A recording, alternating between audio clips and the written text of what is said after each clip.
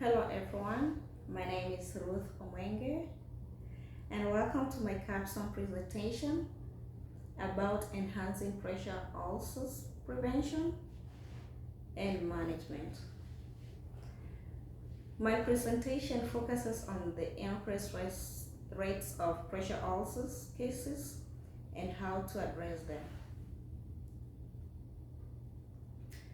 Pressure ulcers are skin and tissue injuries caused by prolonged pressure. They are more common in areas like the heels, the sacrum, elbows, and the back. I will focus on preferences, causes, prevention, treatment, challenges, innovations, and implementation. Objectives, preference and impact. The challenge with pressure ulcers, it lies in their prevention and management because they can develop quickly in vulnerable patients and are difficult to treat once they develop. On the research I conducted, it affects in about 10 to 30% of hospitalized patients globally. Causes and risk factors are sustained pressures on bony premises. I'll focus on risk assessment tools, for example, the Braden and Malden scale for early identification of at-risk patients. Prevention strategies, I'll focus on repositioning every 2 hours, use of pressure relieving devices, nutrition optimization, for example, adequate protein and vitamin, they accelerate healing. Innovation in prevention, we do have smart beds and wearable sensors for repositioning alerts. We do have pressure relieving services for which shows promise but need further research for cost-effective and integration. Background and significance on healthcare, it impacts compromised patient safety. It increases readmission and extended hospital stays. It also increases the healthcare costs. Pressure ulcers reduces the quality of life for patients. Organizational goals. The goal for the organization is to enhance quality care that aligns with patient safety and standards. PICO statement. P, which stands for the patient or population, I'll focus on adult patients with limited mobility in a hospital setting. I, intervention, I'll use Malden scale and standardized prevention methods. C, convulsion, I'll compare the standard care practices. O, outcome is the reduction in pressure incidents. Literature review. Frameworks such as ASCII model have demonstrated efficacy in reducing pressure ulcer risk in high-risk patient population. Braden scale are effective for identifying at-risk patients, but should be combined with proactive prevention measures to optimize outcomes. Educational programs for healthcare assistants and staff significantly enhance competence and reduce pressure ulcer preference.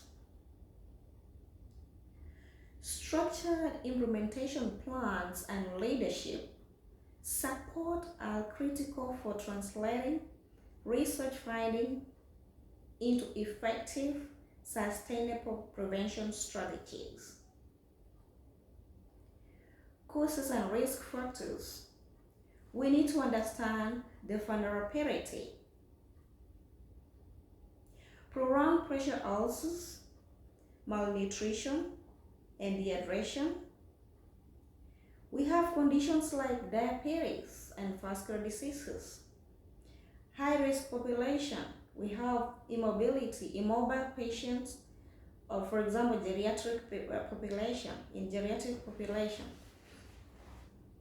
Prolonged pressure ulcers, especially in specific areas like the heel, the sacrum, impairs blood flow and causes tissue ischemia. Shears and friction. When the skin slides and drags, movement can damage deeper tissues and exacerbate pressure ulcers. Reduced mobility, inability to change positions such as in bedridden or wheelchair-bound patients leads to prolonged pressure. Malnutrition and dehydration. Poor protein intake and low hydration levels impairs good healing and increases vulnerability. Obesity and low body weight.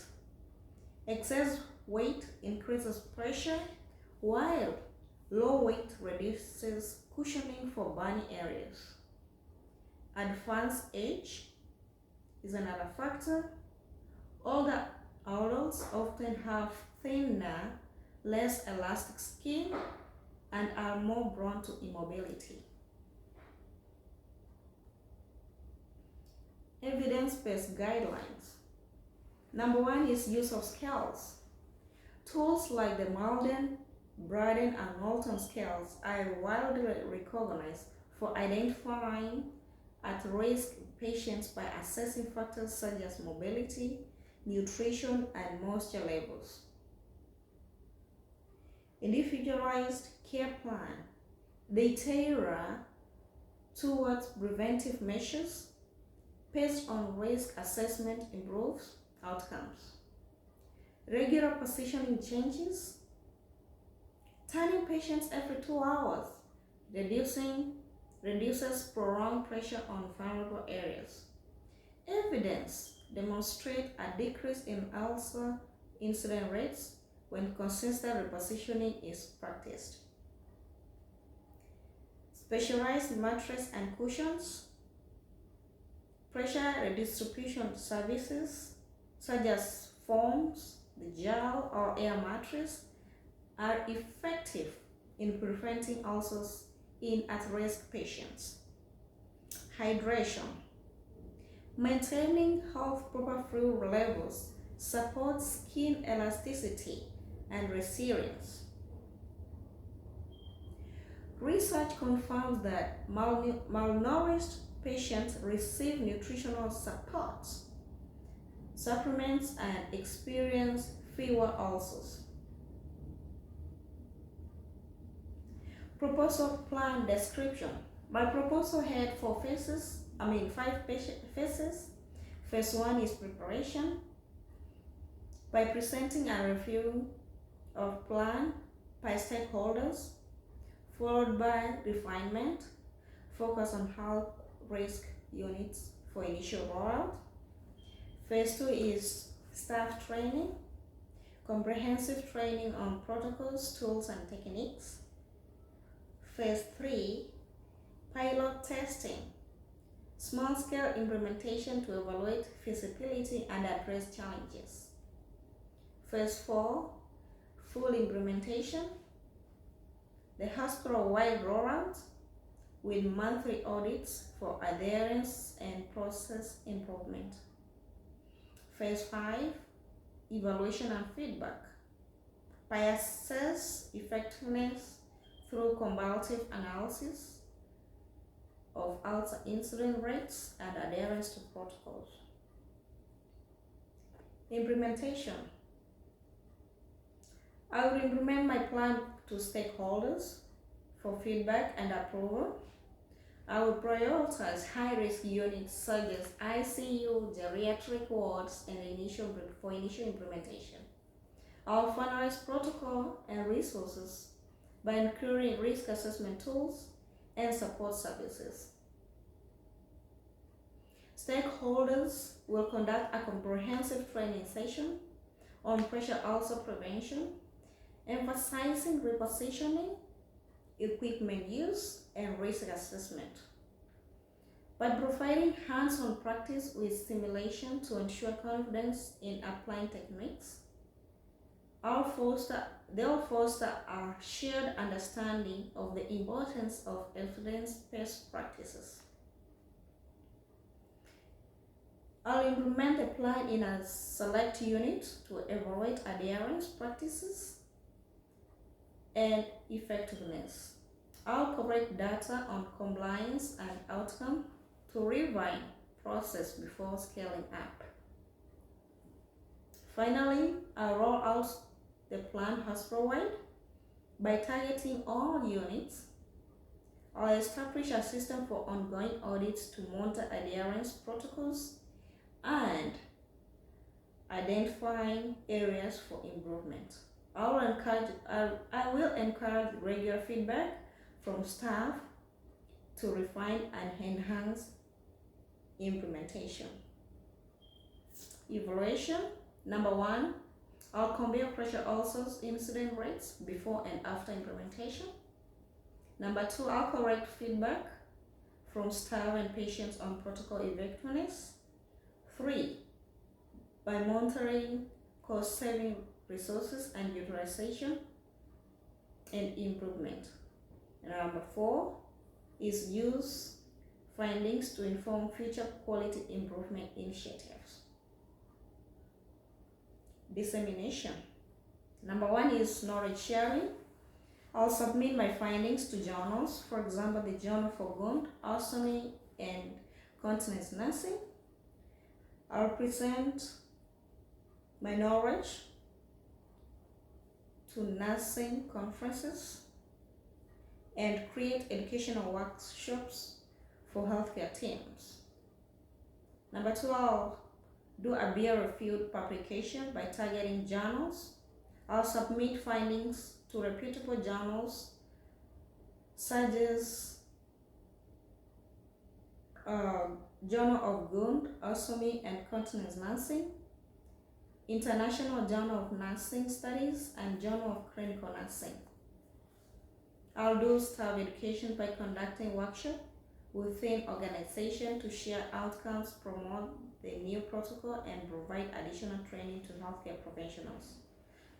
Now, lastly is community engagement by organizing public awareness events to enhance caregivers and families on pressure ulcer prevention strategies.